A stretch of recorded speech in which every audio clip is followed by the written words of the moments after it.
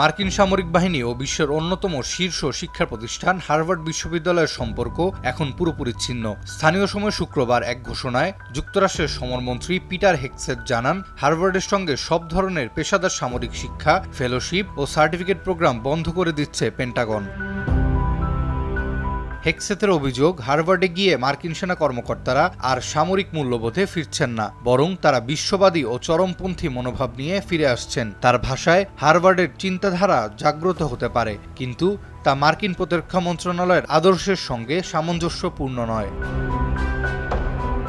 সমরমন্ত্রী আরও অভিযোগ করেন, হার্ভার্ড বিশ্ববিদ্যালয় হামাসকে উৎসাহ দিয়েছে, ইহুদিদের ওপর আক্রমণকে সহ্য করেছে এবং এখনও বর্ণভিত্তিক বৈষম্যকে প্রশ্রয় দিচ্ছে। এমনকি বিশ্ববিদ্যালয়ের কিছু গবেষণা কার্যক্রম চীনা কমিউনিস্ট পার্টির সঙ্গে যুক্ত বলেও দাবি করেন তিনি।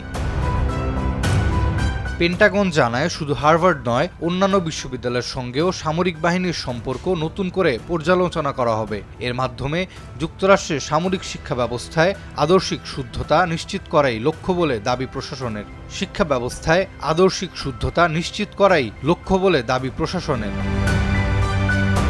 তবে এসব অভিযোগ দৃঢ়ভাবে অস্বীকার করেছে হার্ভার্ড কর্তৃপক্ষ।